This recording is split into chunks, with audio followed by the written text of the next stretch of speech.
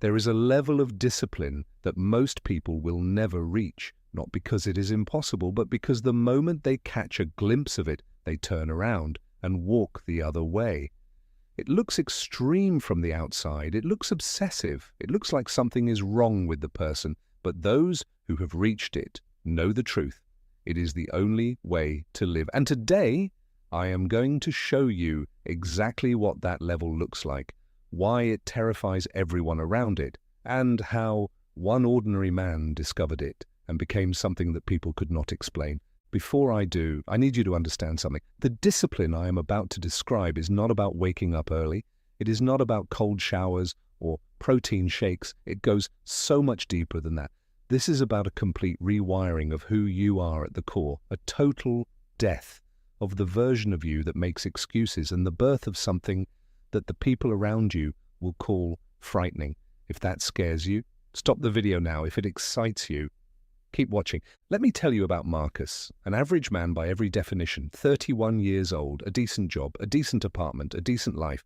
And that word, decent, was slowly killing him from the inside. Every night, he would lie in bed and feel the weight of everything he had not done, the business he had not started, the body he had not built, the person he had not become. And every morning he would wake up and tell himself, today is different. And every evening he would go to bed having changed absolutely nothing. This cycle went on for 3 years. 3 years of promising himself. 3 years of private failures that nobody saw. 3 years of becoming a little more invisible to himself every single day. The turning point came on a Tuesday. Nothing dramatic happened, no tragedy, no rock-bottom moment. He was sitting at his desk at work, and his colleague, a man 2 years younger than him, walked past and casually mentioned he had just finished his second marathon. Marcus sat there and felt something he had never felt before. Not jealousy, not admiration, pure, clean shame. Not the kind of shame that paralyzes you, the kind that moves you. He went home that evening and sat in complete silence for 2 hours, and in that silence he made a decision that changed everything. He decided he was done being a man who talked to himself in promises. He was going to become a man who talked to himself in proof. What Marcus discovered next is what I call the first layer of terrifying discipline. He stopped negotiating with himself entirely. Most people wake up every morning and have a conversation with themselves. Should I work out today? Maybe I'll do it tonight. I'm tired. I worked hard yesterday. I deserve a rest. Marcus burned that conversation to the ground. He realized that every single negotiation he had with himself was just his weakness wearing a suit and pretending to be logic. So he made one rule. The rule was this: what he decided the night before happened the next day, without question, not with motivation, not with mood, not with how his body felt. The decision had already been made. The morning version of him was not allowed to undo what the evening version of him had committed to. He called it killing the morning vote, and the moment he did that, his entire life changed. The first week was brutal. His body screamed at him every single morning. His mind invented reasons that sounded completely reasonable. You're going to get injured. You need more sleep to perform well at work. This isn't sustainable. And Marcus did something that most people cannot do. He watched those thoughts the way you watch cars pass on a street. He saw them. He did not get in them. He let them go by, and then he got up anyway. By day 10, that something shifted. The screaming got quieter, not gone quieter. By day 20, he noticed his feet were on the floor. Before the thought to stay in bed even arrived, his body had started moving before his mind had a chance to object. This is what people on the outside do not understand about extreme discipline. It does not feel like white-knuckling forever. It feels like white-knuckling until your identity changes, and then it just feels like being you. The second layer of terrifying discipline that Marcus discovered was what I call the zero exception policy. Not the low exception policy, not the reasonable exception policy. Zero. Every time he had made an exception before, he had told himself it was just one time. And it was never just one time, because an exception does not just cancel one day, it cancels the identity you were building. It sends a message to your brain that says, this commitment is negotiable, and the moment something becomes negotiable, your brain will negotiate it every single time things get hard. Marcus had a word for exceptions. He called them identity thieves. Every time he felt an exception coming, a sick day that was really just a tired day, a skip that was really just low motivation, dressed up as wisdom, he would say those two words out loud, identity thief, and he would do the work anyway. Not because he was a machine, but because he understood something most people never learn, that the version of you who skips is always smaller than the version of you who shows up. Always. No exceptions to that rule. The people around Marcus started noticing around the 3-month mark, and what they noticed made them uncomfortable. His co-workers started making jokes about him. You need to relax. You're becoming obsessive. It is not healthy to be this rigid. His friends started calling him less. Because being around someone who shows up every single day without fail is a mirror, and most people do not want to look in that mirror. They want you to join them in the comfortable middle. They want you to understand that life is hard, and sometimes you need to take it easy.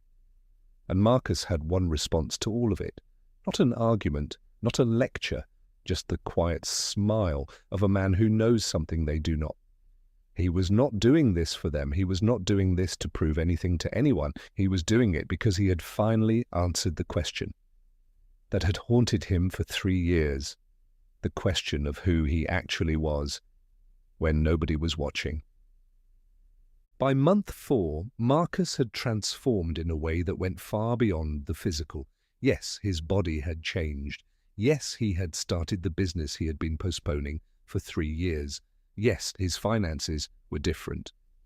But none of that was the real change. The real change was this. He had become a man who trusted himself completely, not arrogantly, not loudly, completely and quietly. He knew with absolute certainty that whatever he told himself he was going to do, he was going to do it. That level of self-trust is something most people never experience in their entire lives. They spend their whole lives being slightly uncertain about whether they will follow through. That uncertainty bleeds into everything. It bleeds into their relationships. It bleeds into their work. It bleeds into the way they carry themselves. When you eliminate that uncertainty, when you become someone who knows beyond any doubt that your word to yourself is law, something in the way you exist changes permanently. This discipline, the layer that most people give up right before they reach. It is the layer that comes around month 5 or 6. The layer where the results start arriving, but the work does not get easier. Most people believe in a story that says if you work hard enough for long enough, eventually it starts to feel effortless, and in some ways they are right, but there is a specific period, and Marcus hit it hard, where the results are visible, the progress is undeniable, and the work still feels heavy. This is the period where the most dangerous thought arrives, the thought that says, you have done enough, you have proved yourself, you deserve to coast now. This thought has destroyed more potential than laziness ever could, because it arrives disguised as wisdom. It sounds like balance, but it is the most sophisticated form of weakness you will ever encounter.